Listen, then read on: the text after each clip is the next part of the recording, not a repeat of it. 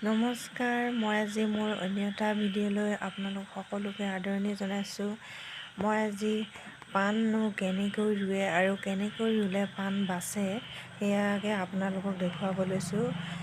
আৰু পাণটো নহ'লে আমাৰ অসমীয়া সমাজৰ পৰম্পৰা, পাণ নহ'লেতো আমাৰ নহয়েই। যিকোনো ক্ষেত্ৰতে আমাক পাণেই লাগে। প্ৰথমতে পাণ তামোল কাৰোবাক সেৱা জনোৱা বা যিকোনো কাম সকাম বা যিকোনো ক্ষেত্ৰতে আমাৰ প্ৰথমতে পাণ তামোলেই দৰকাৰ হয়। সেইকাৰণে তাৰ আগতে মোৰ মৰম লগা ফুল এজোপা আছে, সেইজোপাকে আপোনালোকক দেখুৱাই লওঁ। আপোনালোকৰ কেনেকুৱা লাগে নাজানো, কিন্তু মোৰ বৰ ভাল লাগে, এনেই মৰম লাগে এই ফুলজোপা। আমাৰ তেনেকৈ ফুলনি বাৰী নাই বাৰু, তথাপি এইজোপাকে মই বৰ মৰমে থৈছোঁ।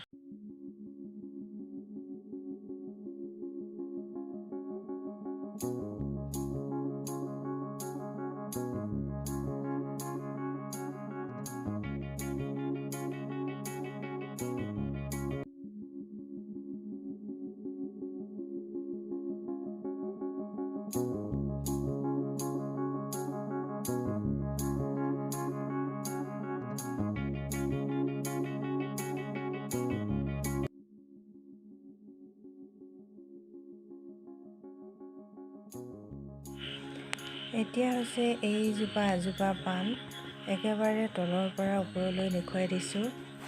ঘৰৰ কাষতে আমি ৰুই থৈছোঁ এনেকেই গোটেই পানী, কাৰণ আমি বেলেগ জেগাত ৰুবলৈ আমাৰ জেগা নাই। সেইকাৰণে এনেকৈ ইয়াতে আমি ৰুই থৈছোঁ। চব ওপৰলৈকে দেখুৱাই দিছোঁ। যোৱা বছৰ এইজোপা পাণ বহুত ডাঙৰ হৈছিলে আৰু আমি ইয়াৰ পৰা বিকিবও পাৰিছিলোঁ, বিকি অলপ পইচাও পাইছিলোঁ।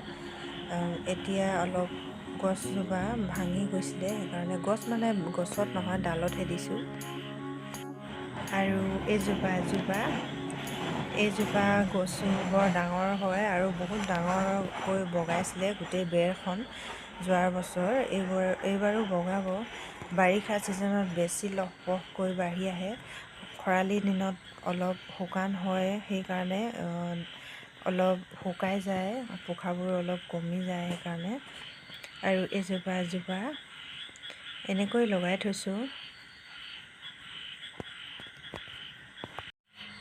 এইজোপা এজোপা হয়। সাধাৰণতে এইটো ছিজনত পাণ ৰুলে পাণবোৰ বাচে।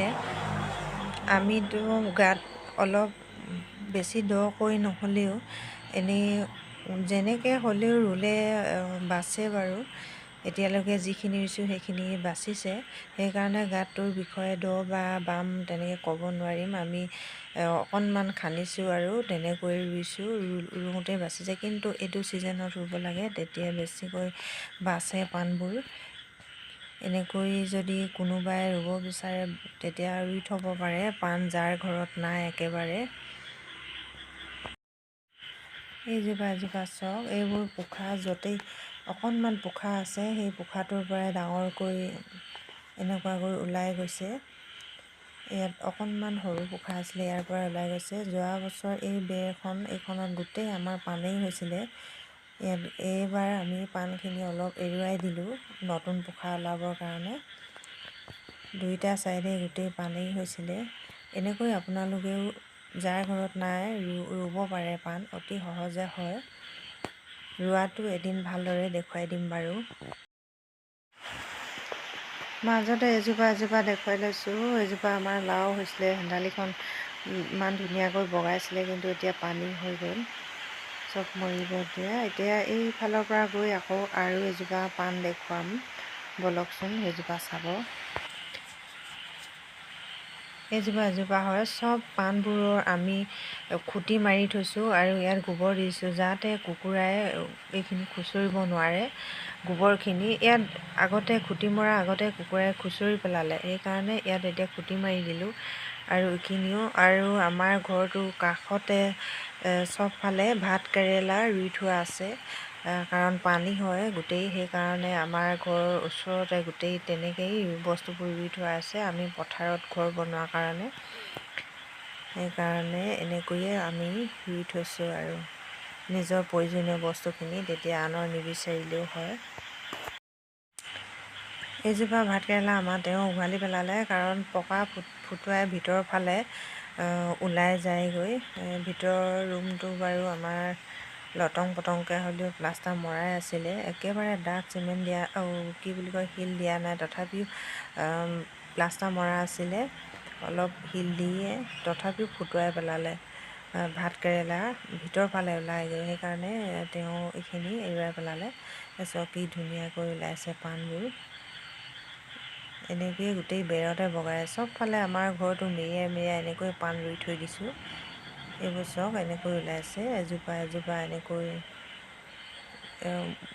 য'তেই গজে ইফালে সিফালে গৈ সিফালে ওলাই গৈ, এনেকৈ ওলাই গৈ এইখিনি এইফালে পোখা ওলাইছে। ইয়াৰ পৰাই গোটেই ৱালত বগাব, পিছত ইয়াৰ পৰা আমি বিকিব পাৰোঁ। এনেকৈয়ে বিকি যোৱা বছৰ ভালেখিনি পইচা পাইছিলোঁ আমি পাণ বিকি। ইয়াতে এতিয়া মই আৰু এটা বস্তু দেখুৱাইছোঁ আপোনালোকক। এইটো দুপৰ টেঙা পাত, যাৰ পাথৰ আছে, গল ব্লাডাৰ বা কিডনী ষ্ট'ন, তেতিয়া এইবোৰ খালে বুলিয়ে ভাল হয়। আৰু পদিনা খালেও ভাল বুলি কোৱা শুনো, সেইকাৰণে মই ৰুই থৈছোঁ। ৰাতিপুৱাই উঠিছিলোঁ গৈ মই চাংঘৰত। আমাৰ চাংঘৰটো চাওকচোন, এইটো আচলতে আমাৰ হৈছে হাঁহৰ গঁৰাল। গোটেই পানী হয়, সেইকাৰণে চাংঘৰ বনাই থৈছোঁ। চাওকচোন, এইবোৰ বিলাহী লাগি থকা ভাগি থাকিলে ছিঙিবলৈ সময় নাপালোঁ, পানী হৈ দিলে। আচলতে ছিঙি আছিলোঁ, খাই আছিলোঁ। আৰু সিফালে এই হাবিখিনি সিটো ছাইডেতো আৰু বহুত আছিলে, লাগি আছিলে। এইবোৰ বেঙেনা ইমান লাগি আছিলে, গোটেই এতিয়া আধা আধা পানীতেই সোমাই আছে। আৰু এজোপা বেঙেনা ডাঙৰ কৰিবলৈ কিমান কষ্ট হয়, কিন্তু এতিয়া গোটেইখিনি পানীত ডুব গৈ থাকিলে কি কৰিম আৰু উপায় নাই। এজোপা ৰঙালাও কলিয়াইছিলেহে, এতিয়া অলপ থাকিব লৈছিলে। আগৰখিনি শুহি বেয়া কৰি দিলে, এতিয়া বৰষুণ দিলে ইমান শুহুনি নোলায়। ৰঙালাওবোৰ লাগিছিলেহে, কিন্তু পানীয়ে গোটেই কি কৰিম আৰু উপায় নাই আৰু। বৰ বেয়া লাগিছে, কিন্তু ৰঙালাও এইবাৰ বেছি খোৱা নহ'বই আৰু কিনি খাব লাগিব। এইফালে গেলিলে, এইবোৰ পেলাই দিলোঁ।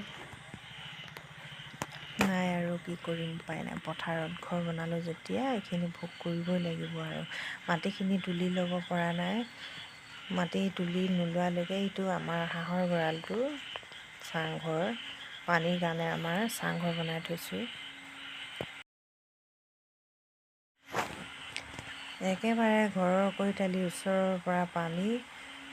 এইটো হাঁহ গঁৰালত তলতো এনেকুৱাকৈ পানী হৈ আছে, কি কৰিম আৰু উপায় নাই আৰু। পানীতে এনেকৈ এইকেইটা দিন কেতিয়া যায় তেনেকুৱা যেন লাগে। পানীতে এনেকৈ আছোঁ আৰু। ল'ৰাটো ইফালে সিফালে ওলাব বুলি ভয়, গোটেই দিনটো ঘৰৰ ভিতৰত সোমাই থাকোঁতে যায়, ল'ৰাটোক লৈ চাই থাকোঁতে এইকেইটা দিনত। তথাপি নাযাবা বুলি ক'লে নাযায় বাৰু, তথাপিও ভয় লাগে, সৰু ল'ৰা গৈ পাব বুলি বিৰাট ভয়। এনেকৈয়ে এইকেইটা দিন পাৰ কৰাবলৈ বৰ কষ্ট হয় আৰু। এনেকৈ আছোঁ আৰু।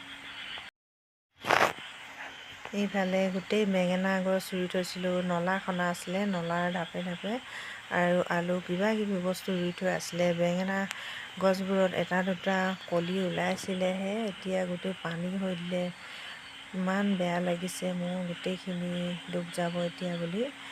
আমাৰ এনেই বেলেগ জেগা আছে বাৰু বাৰীত, তাত ৰুলে আমি বস্তুবোৰ খাবলৈ নাপাওঁ, গৰু ছাগলীও খায়। আৰু সেইকাৰণে আমি তাত নুৰোঁ। তাত এনেই আমাৰ বাম মাটি আছে বাৰু, কিন্তু তাত সেইকাৰণে নুৰোঁ। আৰু এনেই কষ্ট কৰা হয়, খাবলৈ নাপাওঁ। এইকেইটা হাঁহকেইটা আমাৰ পানী পাই খুব ভাল পাইছে, পানীত চৰি থাকিবলৈ। এইকেইজোপা কচু ৰুইছিলোঁ, চাওকচোন ইমান ধুনীয়াকৈ ৰুইছিলোঁ, হৈছিলেহে। ইফালে ইফালে যেনি তেনি ৰুই থৈছিলোঁ, এইকেইজোপা গোটেই পানীত এতিয়া ডুবে গৈ আছে। মাৰ ঘৰৰ পৰা আনি ৰুইছিলোঁহি। এইজোপা জলকীয়া এজোপা হ'ল বীজ জলকীয়া, আৰু কিছুমানে ভোট জলকীয়া বুলিও কয়, আমি বীজ জলকীয়া বুলিয়ে কওঁ। এইজোপা পচাই থৈছোঁ। মই ঘৰৰ ওচৰতে এনেকৈয়ে আমি পচাই থওঁ আৰু য'তে ত'তে, কাৰণ পানী আহিলেতো আমাৰ এনেই হয় কষ্টৰ ফল এনেই যায়। বিলাহী য'তে ত'তে এনেই মই এনেকৈয়ে সিঁচি থওঁ।